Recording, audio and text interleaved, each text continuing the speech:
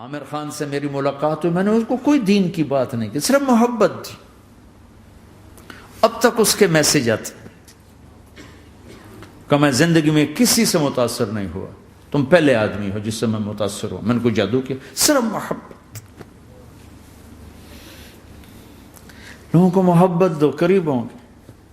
میں جب گیا بڑی مشکل سے اللہ نے، ملاقات کا کوئی راستہ ہی نہیں تھا، وہ مجھے نہیں جانتا تھا، میں اسے نہیں جانتا تھا، تو کوئی موقع نہیں مل رہا تھا ملاقات کا.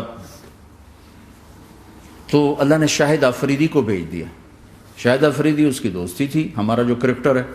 میں نے اس سے فون پر کہا یار میری ملاقات تو کرا. اس نے ملاقات کروائی. تو اس نے مجھے کہا آدھا گھنٹہ ہے، آدھا گھنٹہ. جب میں پہنچا میکسیمم پونا گھنٹہ. میں کہا ٹھیک. میں گیا تو وہ سہما ہوا چہرہ کہ بھئی مولانا آ گیا، پتہ نہیں کیا کہیں گے، بھئی یہ تو کیا کر رہا ہے، تو حرام کر رہا ہے، ناچ رہا ہے، گا رہا ہے، توبہ کر، ابھی تیرے لیے دوزخ کا فیصلہ ہو جائے. پتہ نہیں کیا ہوا، وہ ڈرا ہوا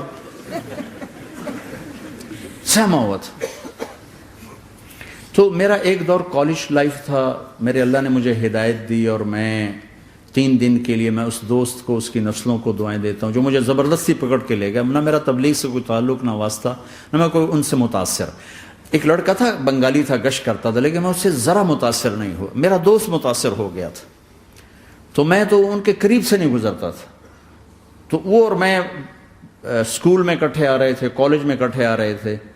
تو وہ متاثر ہوا، وہ 3 دن کے لیے جا رہا تھا، تو مجھے بتائے بغیر میرا ہاتھ پکڑ کے لے گیا. مجھے کام ہے، چلو میرے ساتھ. اور میں اس کو انکار نہیں کر سکتا تھا، یہ میرا اس کا تعلق تھا. اب بھی اسی طرح بھائیوں جیسا تعلق. میں اس کا احسان ماں، مجھے زبردستی لے گیا. ہمارے پنجابی کی مثال ہے، کبے نو لت لگی وہ سیدھا ہو گیا. وہ جو ہوتا ہے ہنچ بیک ہوتا ہے نا، اس کو کسی نے لات ماری تو وہ سیدھا ہو گیا. مہربانی بھائی تیری لات سے میں سیدھا ہو گیا. تو مجھے تو وہ کبے والی لت پہ گئی. تو اللہ نے مجھے اس طرف لگا دیا. اور جب میری کالج لائف، میں نے کالج کا بہترین سنگر تھا، اسکول کا بہترین، یہ جنید جمشید کیا ہے جو اس زمانے میں یہ سارا کو ٹھا میں نے سارا کیا ہے. تو اب وہ بیچارہ ایسے بیٹھا ہوا. تو میں نے اس سے بیٹھتے فلموں کی باتیں شروع کر دی. اور تھوڑی دیر بعد کہ میں نے محسوس کیا کہ فرام 60 to 72 جو فلم انڈسٹری کو جتنا میں جانتا تھا اتنا وہ نہیں جانتا تھا. تو اس کے اوپر میرے علم کا روپ پڑ گیا. اس کی لائن کا علم تھا نا. تو حیران پریشان، یہ واز تو ہو نہیں. تو کبھی دلیپ کمار کی باتیں شروع ہو گئیں، کبھی راج کپور کی شروع ہو گئی، اور کبھی محبوب صاحب شروع ہو گئے، کبھی مدن موہن شروع ہو گئے. وہ آدھا گھنٹہ تو یوں ہی گزر گیا. تو آدھے گھنٹے کے بعد میں نے کہا جی ہمارا تو ٹائم اوور کا نہیں، اٹھیں چلے ادھر چل کے بیٹھتے. وہ کھانے کی ٹیبل پر تھے تو ہم وہاں جا کے بیٹھ گئے. پھر وہی باتیں شروع ہو گئی.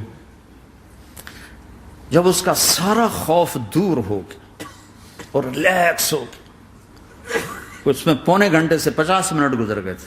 تو پھر میں نے کہا عامر بھائی آپ حج پہ آئے ہیں، اگر آپ اجازت دیں تو آپ کو اپنے نبی کا حج سنو. کہنے لگے ہاں جی ضرور سنائی. پھر میں 1.25 گھنٹہ بولتا رہا اور وہ ایسے کر کے یہاں سے وہ یوں نہیں ہوا. 1.25 گھنٹہ ایسے بیٹھ کے یوں سنتا، ہلا نہیں اپنی جگہ سے. لوگ محبت کے بھوکے ہیں، تم فتوے دینا شروع کر دیتے. 2 گھنٹے کی ملاقات کے بعد جب ہم نکلے تو نیچے تک چھوڑنے آیا عامر خان. حج کے بعد میں نے کہا ایک ملاقات اور ہو جائے گا، ضرور ہوگی. پھر اس کا میسج آیا کہ میں مدینے چلا گیا ہوں، معذرت چاہتا ہوں. میں نے کہا میں مدینے آ جاؤں گا. میں مدینے پہلے ہو آیا تھا حج سے پہلے. تو اس نے کہا کہ آپ 14 تاریخ کو آ جائیں، 4 سے 6 کا ٹائم میں نے آپ کے لیے رکھا ہے. تو میں جنید اور ایک اور ساتھی ہم دوبارہ وہاں چلے. 4 بجے 4:15 ہم اس کے ساتھ ہماری شوٹنگ شروع ہوئی. 4:15 سے 10:15 تک 6 گھنٹے مسلسل. اور اس کے ماتھے پہ ذرا نشان نہیں آیا کہ میں بور ہو رہا ہوں. اور اس کے بعد ہم اٹھے، اس کا جی نہیں چاہ رہا تھا کہ ہم اٹھ کے چلے جائیں. محبت. پھر ایک امتحان پڑ گیا. میں اجتماع میں تھا رائمنڈ کے پچھلے سال. اس کا میسج آ گیا میری فلم تلاش آ رہی، اس کی کامیابی کی دعا کرو. لے بھائی اے چنگی بات. میں کہا اب کیا کروں؟ جواب دینا بھی ضروری، دعا بھی نہیں ہو سکتی، کیا کروں؟ تو جب وہ میسج آیا تو میرے سامنے کوئی 10-12 علماء بیٹھے تھے. میں نے کہا بھائی یہ میسج ہے، اس کا جواب دو. کہا جی یہ ہمارا فیلڈ نہیں تمہارا ہے، تو ہی جواب دے. میں سارا دن سوچتا رہا، مجھے کوئی جواب سمجھ میں نہیں آیا کہ جان بھی بچ جائے، جواب بھی چلا جائے. پھر اگلا دن بھی گزر گیا، مجھے کچھ سمجھ میں نہیں آیا.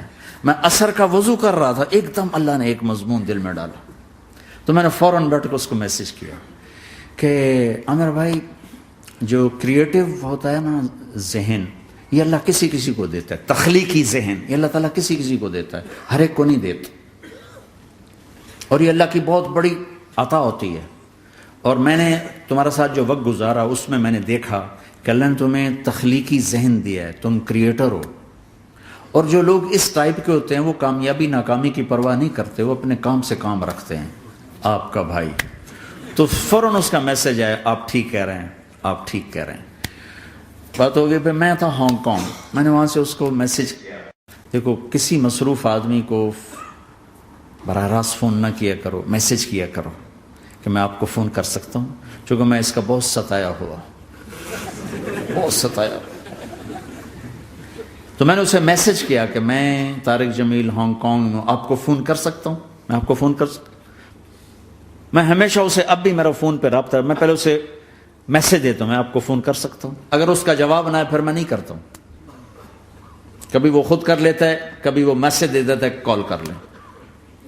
تو تھوڑی دیر بعد اس کا فون آ گیا کیونکہ میں اس وقت دلی میں ہوں، کانفرنس میں تھا. تو میں نے آپ کا میسج دیکھا تھا، میں اٹھ کے باہر آ گیا ہوں، ابھی آپ سے بات کر کے پھر میں جاؤں گا. تو اسے باتیں کرتے کرتے کہنے لگا آپ کی دعا سے میری فلم کامیاب ہو گئی. میں کہا یا اللہ میں کوئی نہیں کی تھی تینوں.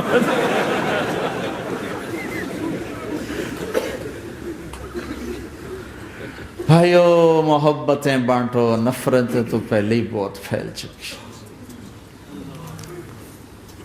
نشہ پلا کے گرانا تو سب کو آتا ہے، مزہ تو تب ہے کہ گردے کو تھام لے سب.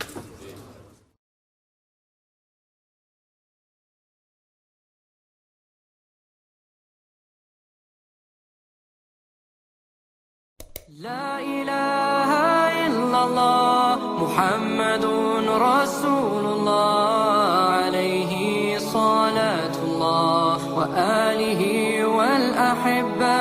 لا إله إلا الله محمد رسول الله عليه صلاة الله وآله